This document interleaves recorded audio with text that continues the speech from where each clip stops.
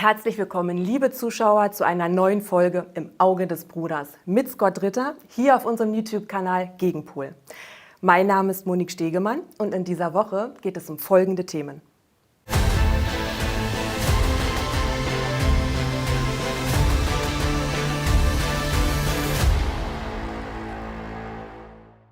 Hallo lieber Scott, schön, dass du dir heute die Zeit nimmst. Meine erste Frage an dich. Okay. Laut dem russischen Verteidigungsministerium plant die Ukraine Angriffe auf das russische Kernland mit Hilfe westlicher Marschflugkörper, etwa vom Typ Storm Shadow, durchzuführen. Dabei hat nach Angaben der US-Regierung der ukrainische Präsident Wladimir Selenskij immer wieder versichert, dass es dazu nicht kommen werde. Wie ernst kann man Selenskijs Versprechen an die westlichen Verbündeten nehmen, wenn deutschen Berichten zufolge Kiew trotz Warnungen der CIA nicht davor zurückgeschreckt ist, einen Terroranschlag gegen Nord Stream zu verüben? Well, I mean, let's just start with the issue about Nord Stream. I think one has to take the current round of press reporting that Ukraine was behind the attack with a grain of salt, especially when one of the principal sources of information used to sustain this narrative is the CIA. The CIA lies for a living, and I've always tried to remind people that the CIA's job is not to inform the public. They're not a public relations agency. They don't like to discuss what they really do. So if the CIA is talking, it's because there's a political objective behind it, usually to disinform the public. So I continue to be a fan of Seymour Hersh's original report that said that the United States is behind the attack on Nord Stream, not the Ukrainians. But be that as it may, we don't have to look at Nord Stream. We just have to reflect on what happened today. The Ukrainian government used Storm Shadow missiles to take out a bridge connecting Crimea with Kherson. This is an attack against Russian infrastructure related to Crimea. It's the very kind of attack that Zelensky said he wouldn't consider, but he has now done. So once again, believe the Russians, don't believe the Ukrainians, don't trust the West.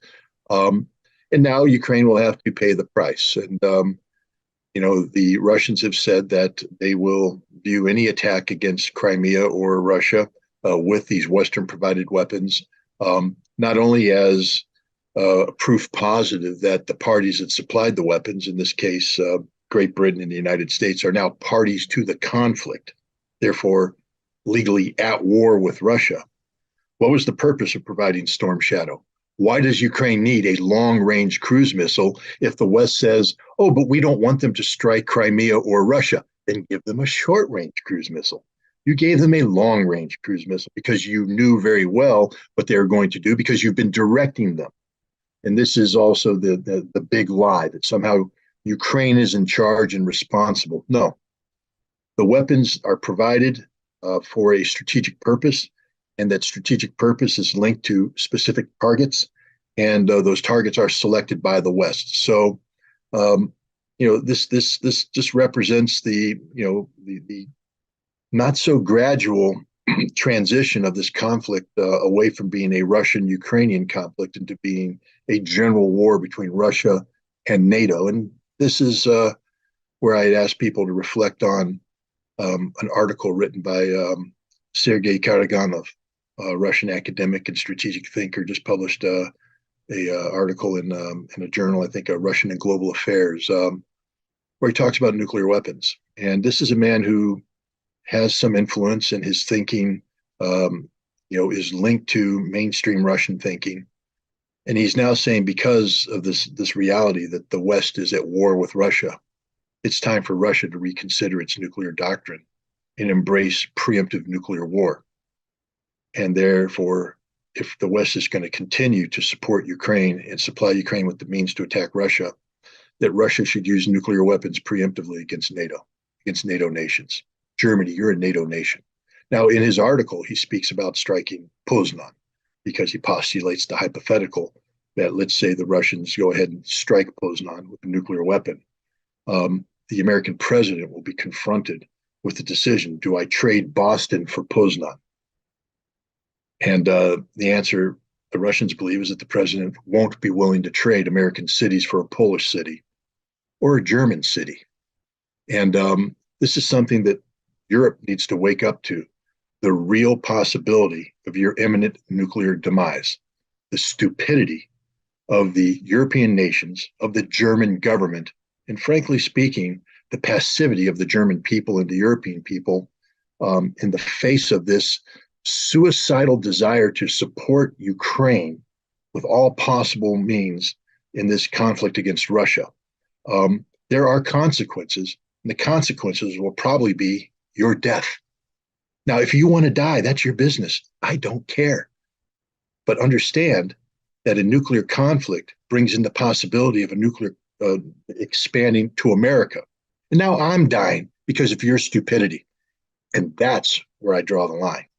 People ask me all the time, why am I so hostile against the German people?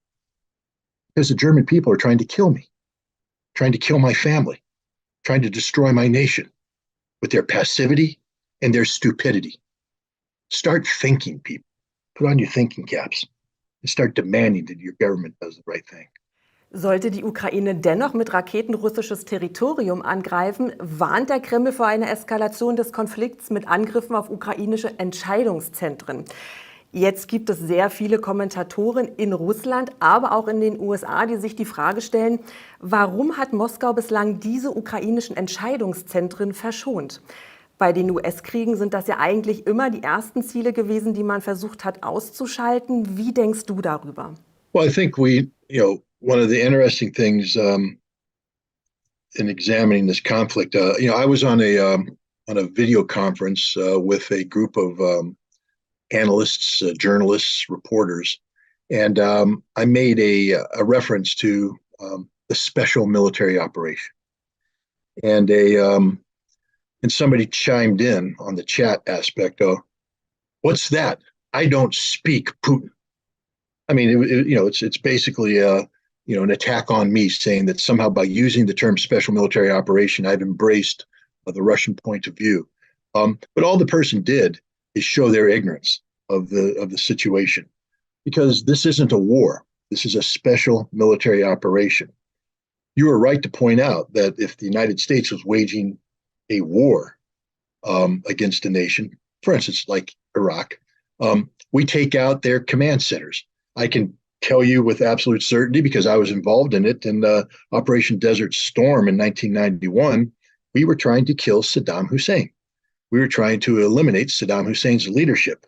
We struck every place in Baghdad and around Iraq that we thought Saddam Hussein might be in. I was tasked with killing Saddam during a short period of time to come up with targets that met a specific piece of intelligence where Saddam would be. So I can tell you straight up, we tried to kill him. If Russia was at war with Ukraine, Zelensky would be dead, because they would have tried to kill him and they would have had better success than we did against Saddam. Zaluzhny would be dead. The Minister of Defense would be dead. Every senior Ukrainian official would be dead. Klitschko, the mayor of Kiev, would be dead. They would all die because they are legitimate command and control targets, and the Russians would strike them. Why hasn't Russia struck them? Well, again, to the analyst who says I speak Putin, you better learn to speak Putin. Everybody out there needs to learn to speak Putin, because if you did, you'd understand what's going on here. The West continues to pretend that the decision to walk away from the Minsk Accords by Angela Merkel, a German chancellor, by Francois Hollande, a French president, and by Petro Poroshenko, a NATO-backed Ukrainian president, never happened.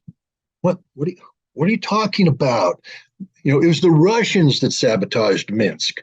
No, it was the West. It was the Ukrainians using diplomacy as a shield to buy time to build up a Ukrainian military.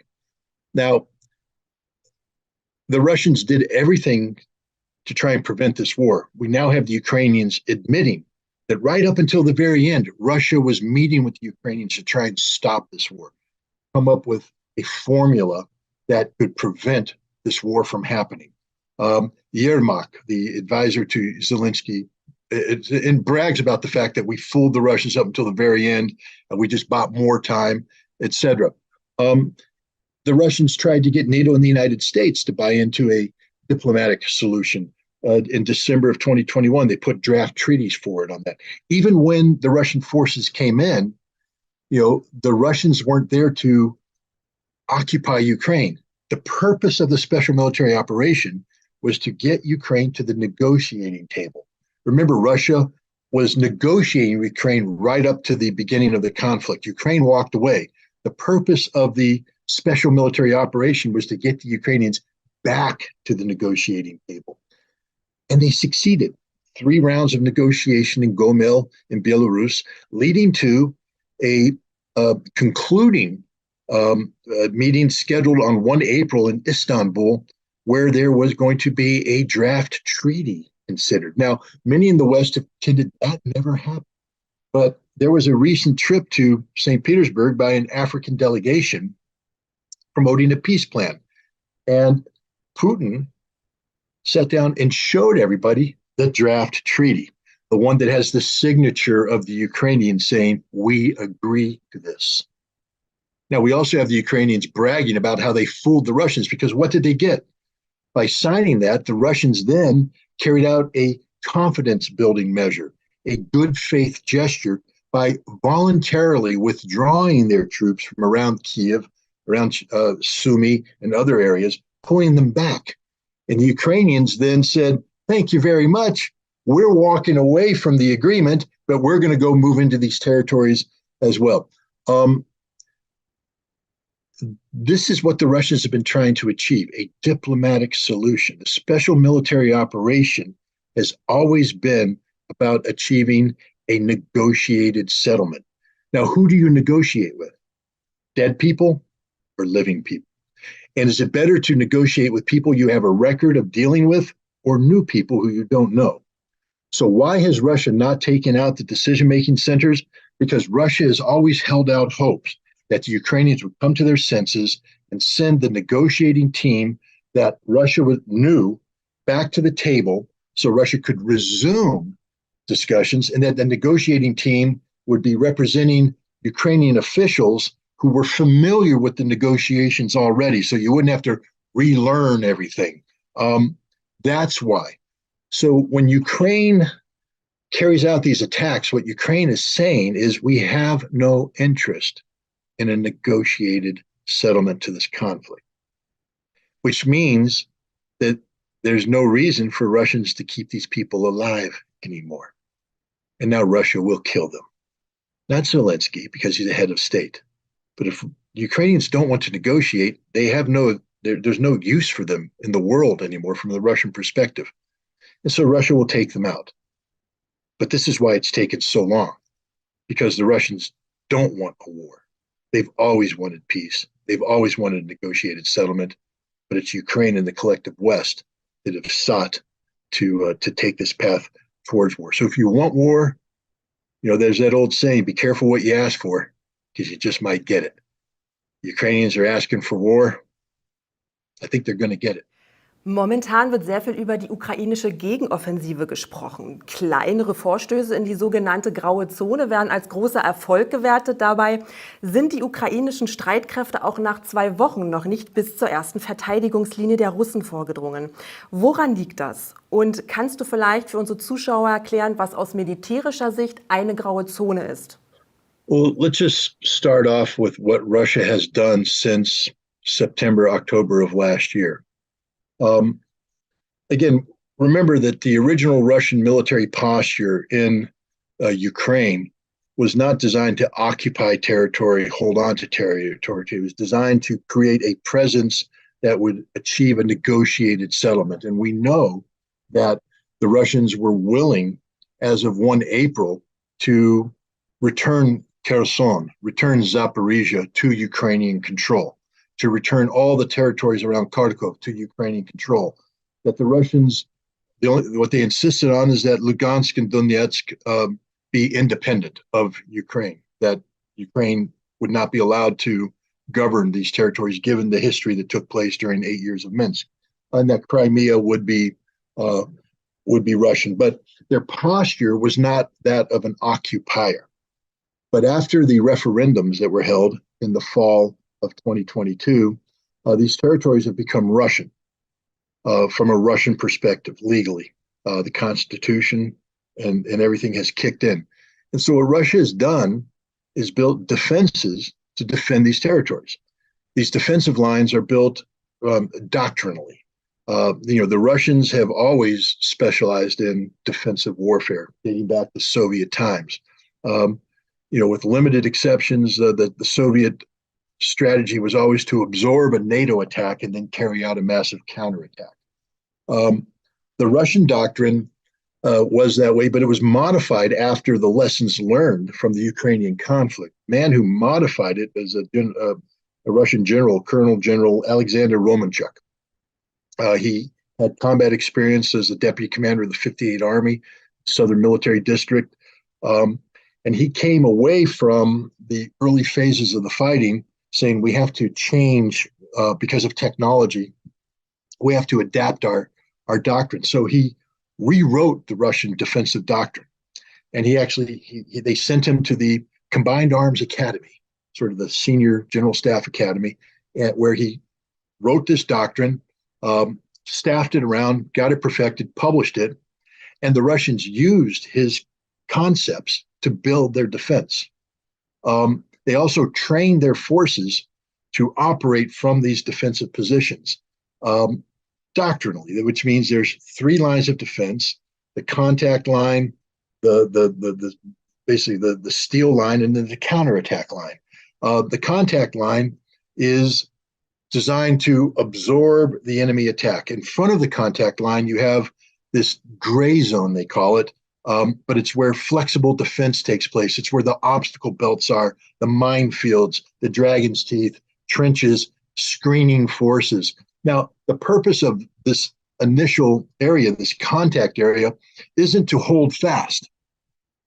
It's designed to give way, to bring the enemy in to that first line of defense where you hammer them. And then if they break that first line of defense, remember, the first line of defense is designed to be broken. The idea is to channelize the attack in to a specific area where it breaks, and now they move in and they're further struck before they hit the line of steel, the second line of defense, which is not designed to be broken. It's going to hold fast, hold. And then from the third line of defense, the counterattacking force responds to push them back. That is the way it's done doctrinally. Romanchuk not only designed this, he oversaw its construction, and he's in command right now. Understand, the man that conceived this, who built it, is in command of it. So this is like having the guy who designs a race car being, the head of the racing team. He knows everything about that racing car, everything. Okay, so there's that. That's the Russian defense. Breaching a fortified defensive position is the most difficult military mission in the world. There's nothing harder. You have an enemy dug in prepared defenses, and your job is to breach them, to go through and take them out.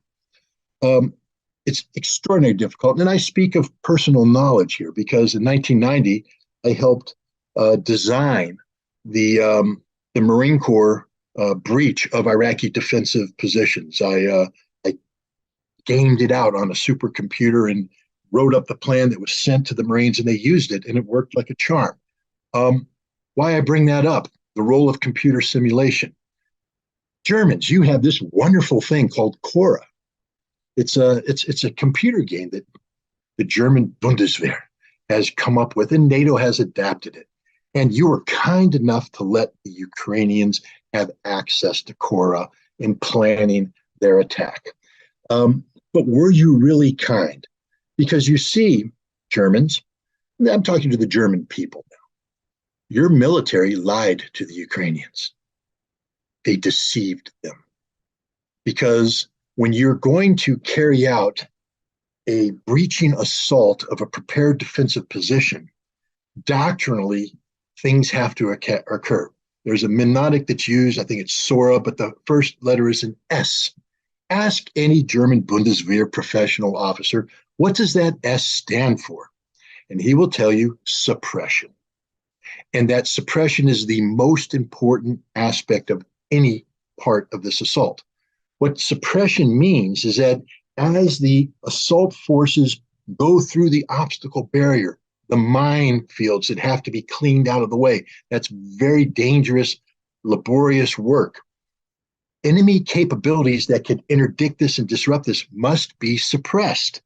So that means that enemy air forces must be pushed out of the area, which means you must have air power capable of doing that. And if you don't have the airplanes to do it, you must be able to project an air defense umbrella over the battlefield that keeps enemy helicopters and enemy aircraft at bay. You also must be able to suppress the artillery fires of your opponents so that they can't fire in on you. You must be able to suppress their command and control through electronic warfare so there can be no coordination, no communication. That's suppression. So you can't just talk about taking a unit and saying, that's your primary axis of advance, move. It has to be done in concert with all of the suppression. CORA is built to do that. There are sub-models in CORA that talk about everything I just said, to war game out all of this, and it's all done together to create this unified approach to war. And it works good if all of the units are available, they're working together, etc. I want to ask the Germans, what Ukrainian air power was factored into the CORA model? And the answer is none. So how are you suppressing Russian air power? The answer is we didn't. What Ukrainian air defense was factored into your planning assumptions? Oh, we didn't plan it. Why not? Well, they don't have an air defense. So how are you going to suppress the Russian helicopters? Oh, we weren't. Or what Ukrainian electronic warfare was factored in? Well, very little because they don't have much. So you weren't going to disrupt Russian communications. No, we weren't. What about the Russian artillery? They have a 10-to-1 advantage over you. How are you going to suppress Russian artillery? Oh, well, we didn't factor that in. What did you do? And now here's where the Germans come in, and they have to tell the truth. Well, the way we did it with CORA is because we couldn't suppress. We just built in an assumption that if we hit the Russians in this one spot, that the Russian troops would drop their weapons and run away. That was the assumption. That forget all of the every other things. Forget that Colonel General Alexander Romanchuk designed this. Forget the Russians had 8 months to train their troops, to prepare their troops, to assemble the forces necessary to make this defensive position virtually undefeatable. Forget that. You're telling the Ukrainians, if you simply advance in this direction, the Russians will drop their weapons and run away. And that's the God's honest truth. That's what was programmed in. But that's not the worst part of this, you see, because the Ukrainian forces that were sent there couldn't do the job no matter what. And the Germans knew this. What would the German people think if this was a German army that had been unleashed on the Russian defensive positions and you suffered 10,000 dead in a week and a half? Would there be hearings in the Bundestag? I think the answer would be yes. No German parliamentarian, no German citizen would allow the German military to treat the German soldiers the way NATO treated the Ukrainian soldiers. This was a suicide mission from the very beginning. So here's the other thing I have to ask the esteemed German public. If you claim to care about Ukraine, and I'm sure there's some of you who do, why do you tolerate this? Do you love Ukraine so much that you're willing to let the German government, the German army, NATO murder tens of thousands of Ukrainian soldiers? Because that's what's happened. They were murdered. They never had a chance, and NATO knew it. The German military knew it. Everybody knew it, except those poor Ukrainians who were misled into believing that if they just did what their NATO friends told them to do, that they could win, that they had a chance. Friends, they're NATO friends, they're NATO allies, they're NATO colleagues. Germany, you're a friend to nobody. You're as guilty as the Americans are on this one. I've always condemned the Americans for treating the Ukrainians as disposable assets, but I never thought that I would have to say the same thing about Germany. But you helped plan this attack. You helped prepare them. You're responsible. The blood of these Ukrainians is on your hands. What are you going to do about it? Themenwechsel. Lass uns über US-Präsident Joe Biden sprechen. Er irrt orientierungslos umher. Er fällt vom Podium, er beendet seine Rede mit God Save the Queen. Jüngst behauptete das Weiße Haus, Biden erfreue sich bester Gesundheit. Offensichtlich ist das aber nicht so. Zu welchem Zweck setzen die US-Eliten so lange auf Biden? Und für dich als US-Bürger, was bedeutet es, wenn der US-Präsident statt God Save America, God Save the Queen sagt? Well, it's curious that you mentioned history. The interesting thing about history is that in order for it to have any relevance, you have to be knowledgeable of it. July 4th is coming up. It's American independence celebration. July 4th, 1776, when the Continental Congress declared independence from the British royal crown. Declaration of Independence, I believe, is one of the greatest documents in modern history. It's up there with the Constitution as foundational documents to define who we are and what we are as a nation, that being Americans. But we don't understand that. I mean, very few Americans have actually read the Declaration of Independence, have absorbed what it meant to have these men sign their names to a document that basically confessed treason, taking a decision to set forth on a journey that had no guaranteed outcome. Indeed, should they fail, they would all die and their families would suffer greatly. The courage that it took to do this, the courage of conviction, what it meant to be a founding father of America. Instead today, and again, I don't want to go too far down the path, but for instance, here in Albany, we just took down the statue of Philip Schuyler. Philip Schuyler was an American patriot who played a very important role, not only in defeating British forces in the Battle of Saratoga in 1777, but also helped create the state of New York as part of the early colonial states, and then as a founding state of the American Republic. But we took down his statue because Philip Schuyler was a slave owner. You see, he owned about 40 slaves. And I'm not condoning slave ownership. I think America has shown that it was wrong. We fought a civil war in part to abolish slavery. But Philip Schuyler was one of those founding fathers, and those founding fathers put together a constitution that, when it was signed, allowed slavery. That's a harsh reality of America, But you can't condemn the man because he was part of a system that recognized this horrific, concept of slavery. What you can do is understand the circumstances of his existence, what the role slavery played at that time, and then try and figure out what caused America to gravitate from a point where, our founding fathers thought that slavery was justified to the point where we fought a civil war to abolish slavery. And then the struggles that we've had ever since with integrating African Americans into our society, the Jim Crow era, continued troubles with civil rights and things of that nature, Black Lives Matter. This is all linked. It's all linked, but you don't get an understanding by erasing history, by removing the statue, by refusing to engage in the subject matter. And I bring this up to show that history is extraordinarily complicated. And if you don't understand it, if you forget it, then you're doomed to be wandering the present world without a compass, without a map. You're just wandering. You don't know what you're doing. So you made a lighthearted joke about, where are we with our, understanding the revolution? We don't know the revolution. We don't understand it. Very few Americans tour revolutionary battlefields.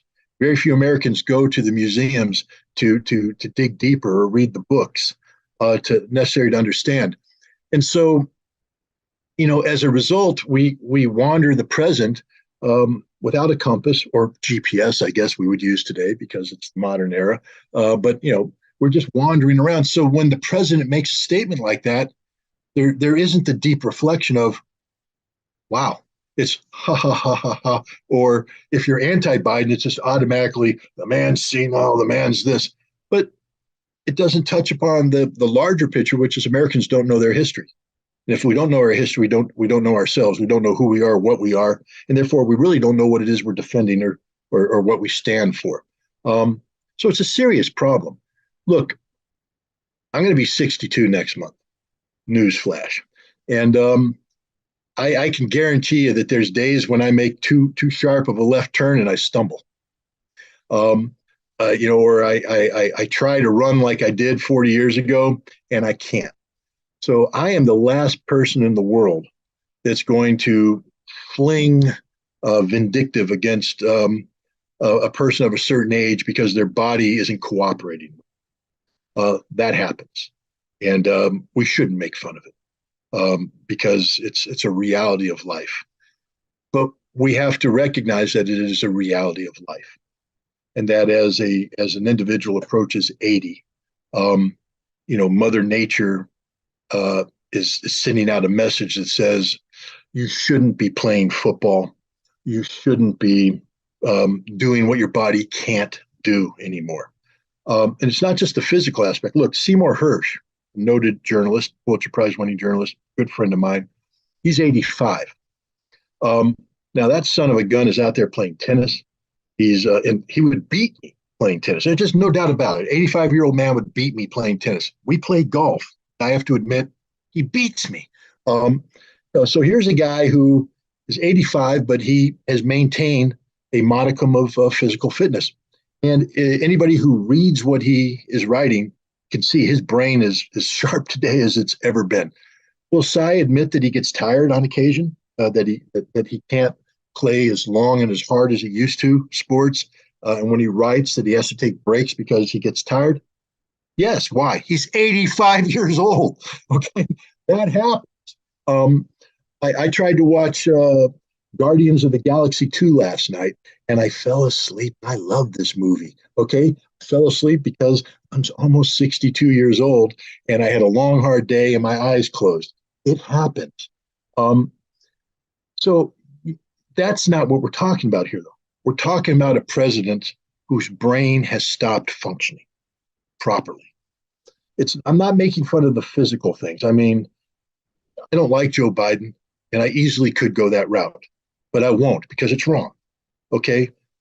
Physical diminishment. Look, Franklin Delano Roosevelt was the president of the United States and he had polio. He was in a wheelchair. So let's stop talking about physical diminishment as being that which defines somebody. John F. Kennedy had to fake it to make it, meaning in order to walk around and act like he was Mr. Stud, he had to get injections in his back because he had such debilitating physical problems. You don't have to be a physical stud to be the commander-in-chief of the United States of America, but your brain has to work. And Joe Biden's brain doesn't work.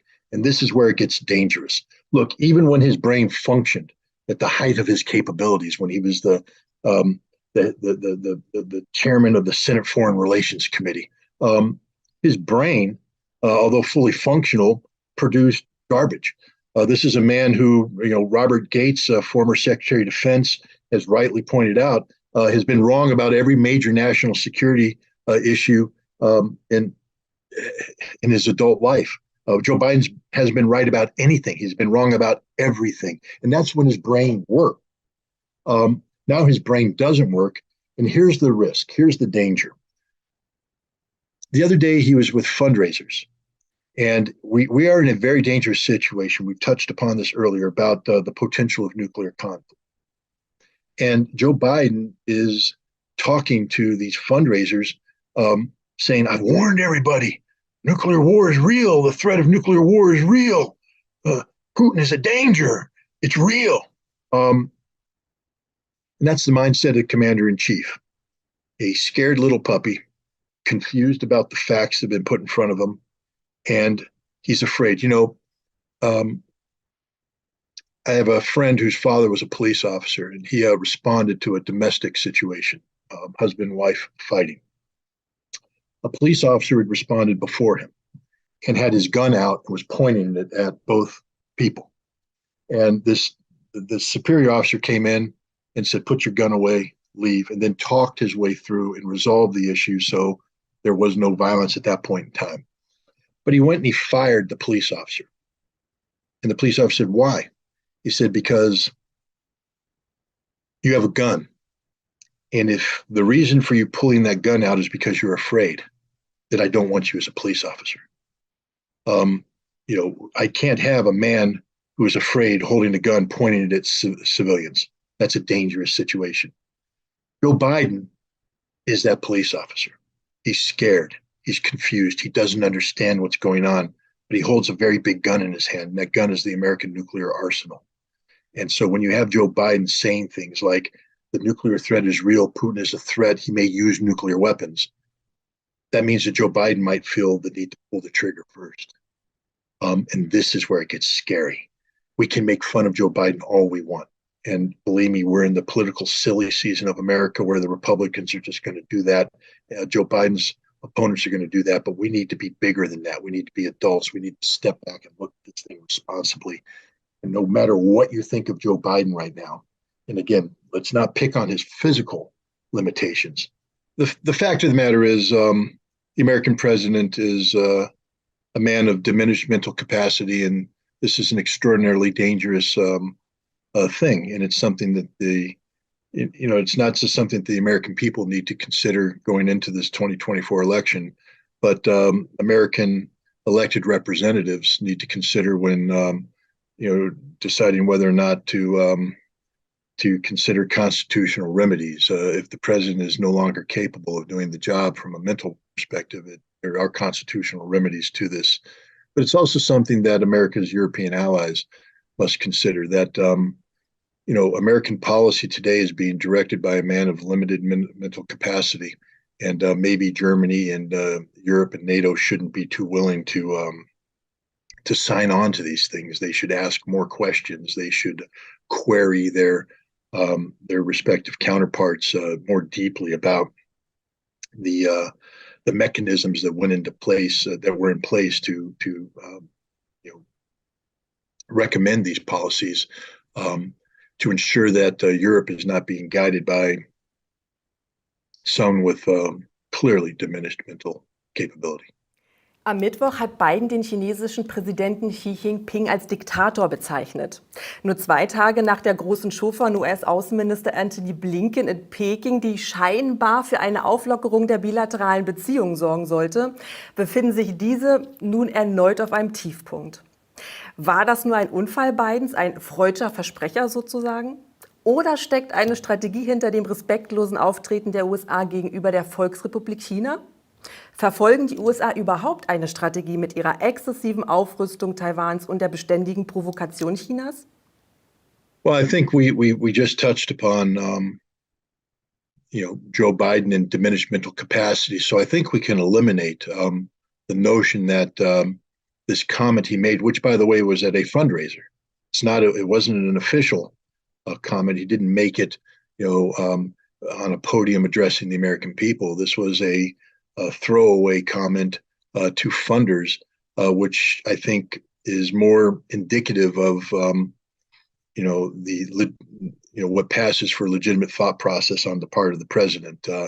We know that politicians all lie, and that when their lips move, you understand that they are lying, because they aren't saying things they believe. They're saying things that they believe you want to hear. But in a more intimate environment, people sometimes let their guard down, and especially people of limited mental capacity, they tend to default to their core beliefs. And so when Joe Biden calls Xi Jinping a dictator, he believes it. That's what he believes. Now, the U.S. government, of course, is not supposed to give voice to this to the belief. I mean, American politicians aren't supposed to be guided by what they believe in, but by what's best for the United States, which is why Antony Blinken went to Beijing. He didn't go to Beijing because he wanted to go to Beijing. He went to Beijing because he had to go to Beijing, because the United States has maneuvered itself into a corner on China where the only outcome was going to be military violence. And the United States is not in a position to prevail in that conflict. The harm that would be done to American national security interests is overwhelming. And so Blinken had to go and basically swallow his pride and try and make good with China, begin that process. So the last thing Blinken needed was a senile old man who spout off at the mouth, in a fundraiser, and then have that be leaked to the press about Xi Jinping being a dictator. Look, the Chinese are a very mature, responsible nation. And while they will make political hay out of this, and they already have, they've condemned the president's remarks. Strategically, China is going to continue to take advantage of the new American posture of de-emphasizing Taiwanese independence, and in doing so, de-emphasizing the military aspect of the U.S.-Taiwanese relationship. While Blinken has said that if China attacks Taiwan, America will come to the defense of Taiwan. What Blinken's actually doing right now is creating the conditions that, make it virtually impossible for China and Taiwan to go to war, because the United States is backing away from its more aggressive stance. And one of the reasons why Blinken is doing this is because of the political reality that exists in Taiwan. Taiwan will have a national election in November of 2024, and the incumbent president and her party will more than likely not win. They will be replaced by the Kuomintang party, which has already indicated that it has no desire to pursue a path of independence. Indeed, it's taking the opposite tack to work with Communist China, with the Chinese mainland, to further integrate Taiwan and China together towards hopefully a political resolution to this issue. The United States has to make sure that it is not caught out if it continues its current policy track of supporting independence and militarizing. On November 2024, with this new party coming in, the Kuomintang party coming in, the United States will be totally isolated, because we'll have put all our eggs in one basket, and that basket has been pushed off the table and the eggs are broken. We need to back off and create a policy neutral stance about Taiwan, so that when the Kuomintang wins, we are still considered to be a power that has to be factored into their policymaking. We'll still have a seat at the table. And so that's what Blinken is doing, is trying to get America into sort of a policy neutral position in anticipation of deep and meaningful political change in Taiwan.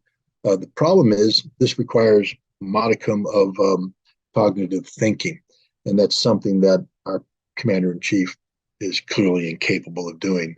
And the proof of that is, of course, his very impolitic statement about the Xi Jinping being a dictator. Vielen Dank, Scott, für die aufschlussreichen Erklärungen. Well, it's been my pleasure. Danke für deine Zeit. Bis nächste Woche. Okay, well, thank you very much. Liebe Zuschauer, wie immer, herzlichen Dank fürs Zusehen. Wenn euch das Video gefallen hat, teilt es breit in den sozialen Medien. Abonniert eben noch unseren Kanal Gegenpol. Wir haben neben Scott Ritter viele weitere spannende Berichte und Analysen. Bis dahin, bis nächste Woche. Tschüss.